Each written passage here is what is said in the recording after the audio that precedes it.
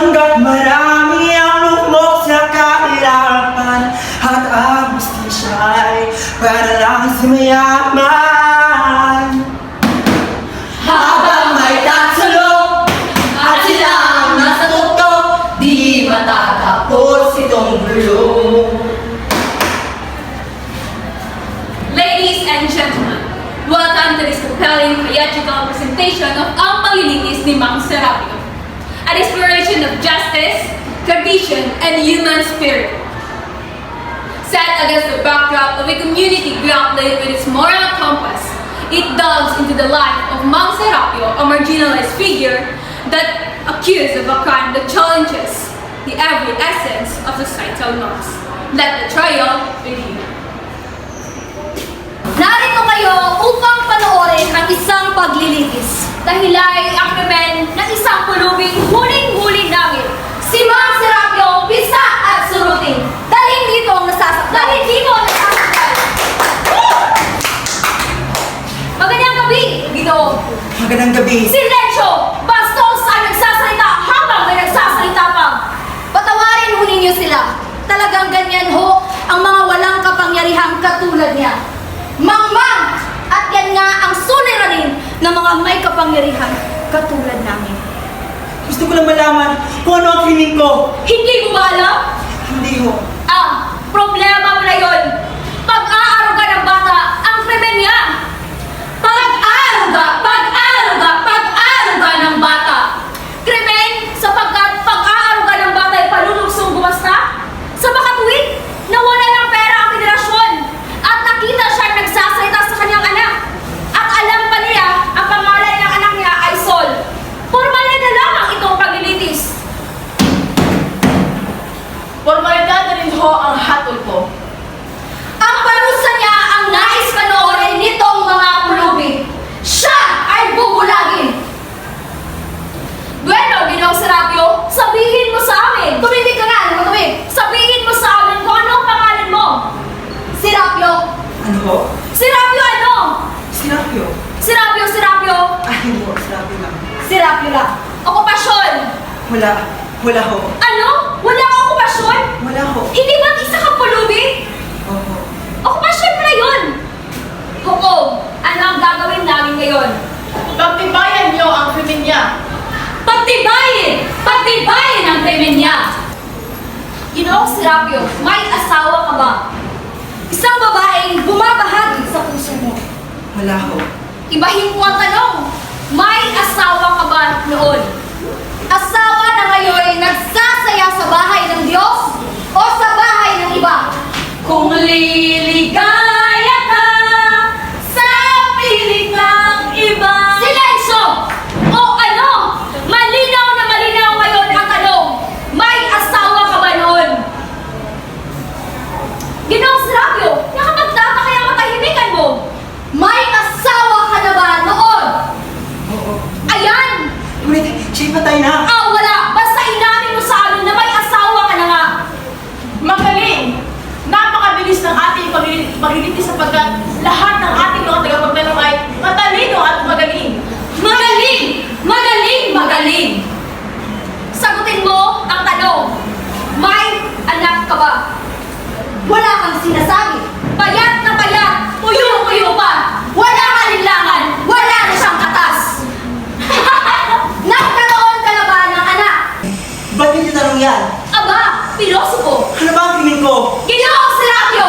Matawarin niyo ang ngunit. Wala kang utak, isip, kahit konting katitig na katalinuhan. Tandaan mo kung sino ka. Isa ka lang pulubi. Hawak! Kulisan! Sagutin mo ang tanong ko. Nagkaroon ka ba ng anak? Ayos! Ba't di mo inamin kagad na may anak ka nga? Ano ba ang krimen ko? Umupo ka, malalaman mo rin.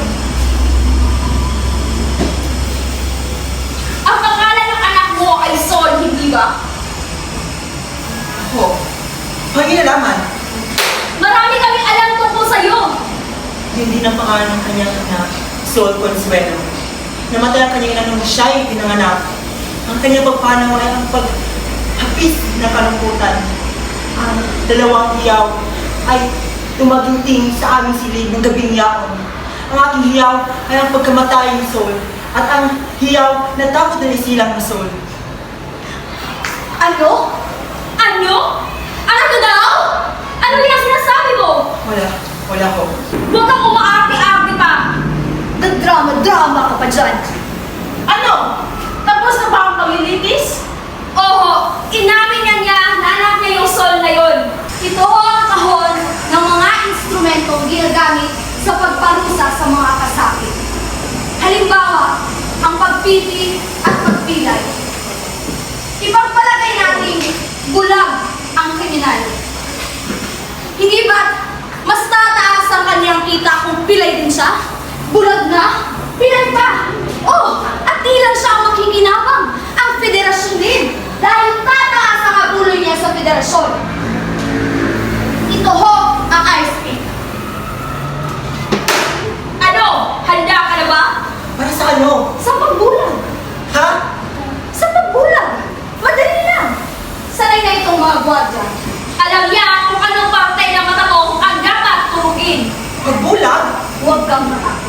Hindi ka manitetano. Sterilize na itong ice pick.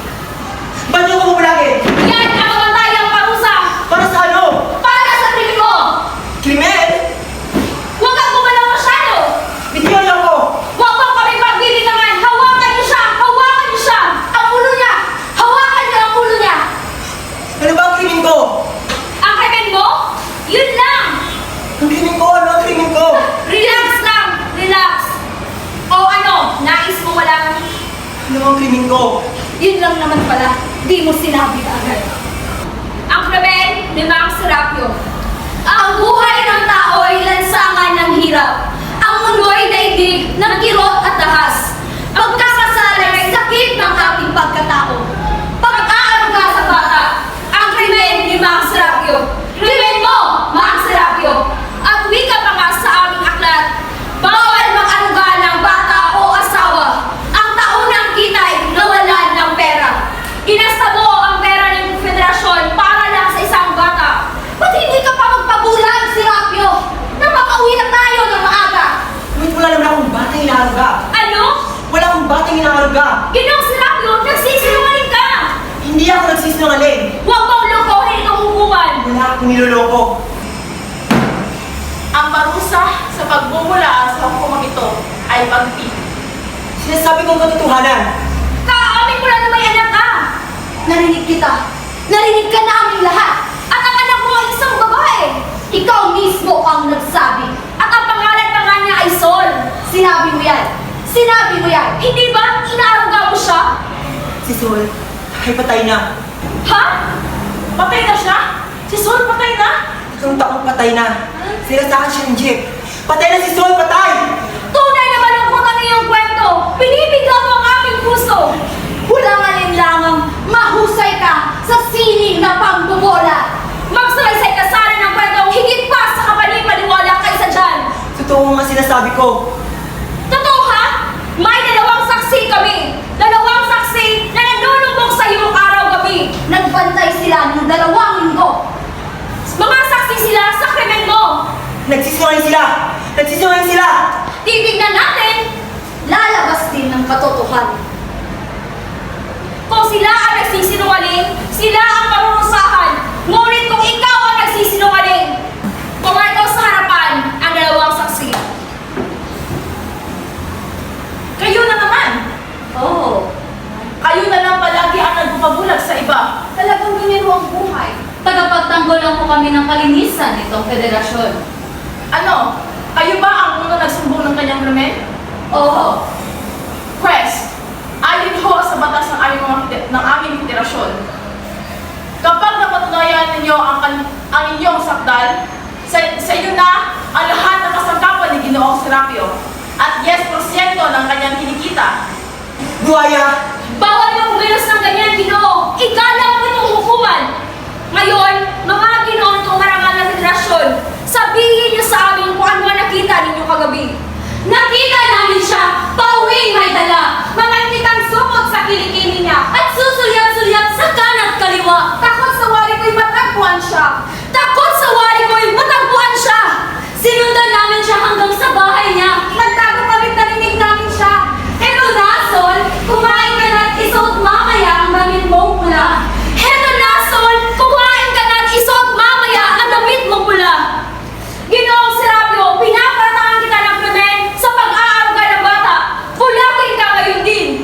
ba ang inyong katibayan? Oo! Masaya na kami! Kulang ba yung katibayan niyo? At ano ang kakulangan? Si Sol, ang buhay na anak ko, mga tangang mga alipin ninyo. Huwag kang magsasalita ng ganyan sa harapan namin! Di ba opisyal na itong federasyon? Akala nyo nakulong yun na ako, no? Akala nyo, may isa bang sa mga alipin na sa buhay na anak ko? Wala! Wala ba sa inyong nakakita sa anak niya? Sapagkat narinig namin siyang nagsasalita sa anak niya, gabi-gabi sa buong linggo naloko kami. Kaya alam namin yun, sapagkat Nagsasabi na! Nagsisungan kayo! gabi-gabi sa takdang oras, palagi ka namin naririnig. Heto na, Sol, kumain ka na at isuot mamaya ang damit mo pula.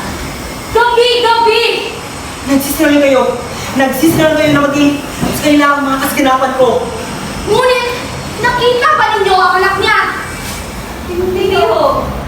Kung nagsisinungaling kayo, mapipipi kayo! Kung buhay ang anak ko, dalhin niyo siya rito! Lulustahin niyo pa ang mga lahala niya. Kala niyo bang makialam sa may buhay na may buhay? Gusto na yan, Ginoo! Dalhin niyo siya rito kung buhay pa siya at bulagin niyo ako! Sinaiinadala namin sa iyong barong-barong upang agawin ang anak mo sa takdang oras ng pag-uwi mo. O ano? Nasaan ang bata? Wala ko. Anong wala? Hindi ba pumunta kayo sa bahay niya? Oo. Kung nagsisinungaling kayo. Hindi ho. Walang bata roon. Wala ho. Wala ho kami nakita. Kundi isang kahon. Ito ho ang kahon. Saan niya ito nakita? Sa barong-barong niya. Sa may sulok ho. Nakatago sa ilalim ng lumang sako. Lumang sako? At ito ay hindi pa nabuksan. Hindi pa ho. Buksan niya ang kahon. Walang naman yan! Isa naman yung lumang kahon niya na nakita ko sa basurahan. Ba't mo tinago, Ginoong Serapio? Wala. Tinatago ko lang. Kung Ginoong Serapio, kung hindi mo lang namin, bubuksan yan namin. Huwag! Ba't yung pakikialaman ang gamit ng iba? Sasabihin ko sa iyo ang malalahat pag nabuksan namin ang kahon niya. Katibayan ang krimen mo. Wait, akin ang kahon! Bakit? Ano bang tinatago mo dyan? Mga damit mo? Mga laruan niya? Ituloy ang magbukas. Huwag! Wala kang kapangyarihan sa hukumang ito, Ginoo. Akin ang kahon! Eh ano? Eh ano? Papatayin ko yung lahat! Papatayin ko yung lahat! Pigilin mo kami! Pigilin mo kami! Ibubuyag ko kayo sa pulis. Ibubuyag ko yung pagdaraya sa mga madla. Ibubuyag ko ang inyong sadyang pagpapagaya sa mga matatalang kasapi. Ibubuyag ko itong federasyon sa pulis. Walang makakatulong sa iyo, Ginoong Serapio. Wala. Ni ang pulis, ang pahayagan, kahit sino sa mundong ito. Ang mga hiya mo hindi maririnig. Ang bawat kilos mo ay mabibigo. Walang papansin sa iyo. Tumain ka pa. Bukas sa makalawa, matatagpuan na ang manggamong katawan sa itim na bulaklak ng Pasig. Tandaan nito. May 40 pesos yung dapat ibigay sa federasyon araw-araw. Hindi nyo naman ako mawawalawakan. Kung tagayin kong sabihin sa inyo kung bakit. Paano? Paano ko sasabihin sa inyo? Manika! Sol! Sol! Ang araw, ang buwan, ang hangin. Sol! Sol! Ang araw! Tatay ka nga ng rapo! Bitiwan siya! Ginasta mo ang pera para dito? Ang pinili ng anak ko! Isang pamahigpain na kabayo! Buhay ang anak ko! Ang nagaganda ang araw! Kapo! Kunin niyo to! Bitiwan yung anak ko!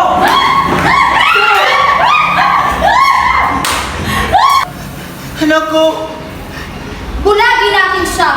Bulagin! Kunin niyo siya! Bulagin niyo si Serapio! Anak ko! Wow! Ang hostisya! Bawa kayo sa akin! Wow! Guardia! Ilabas niyo siya! Ang hostisya! Ilabas niyo na! Ang hostisya! Umaasa kaming nauunawaan ninyo kung bakit pilit namin pinarusahan si Serapio. Tinuturuan niya ang mga kasapi ng mga haraya, mga pangarap na di naman natutupad at dadagdag lang ng kanilang lumbay. Ang ginawa niya ay nakakasira sa federasyon. limang federasyon ang nangangailangan ng kayusan ng mga batas. Ang maninira nitong kayusan ay mga nganib. Ang ginawa ni Serapio ay salungat sa aming batas. Ang ginawa niya ay pulos manisya. Ipinagtatanggulan namin ang aming kapwa-tao. Ang balon ay malalim at nasa kailaliman ang nasang lipad at hanapin ang sinag ng araw. Ngunit ang gula-gulanit na diway, mahina, umagawayway lamang.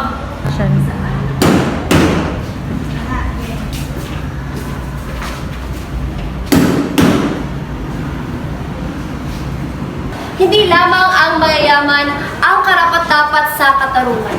Ang bawat buhay, gaano man kaliit, ay may halaga. Ang tunay na katarungan ay hindi lamang para sa iilan, kundi ito ay para sa lahat, lalo na sa mga inaapi at nangangailangan.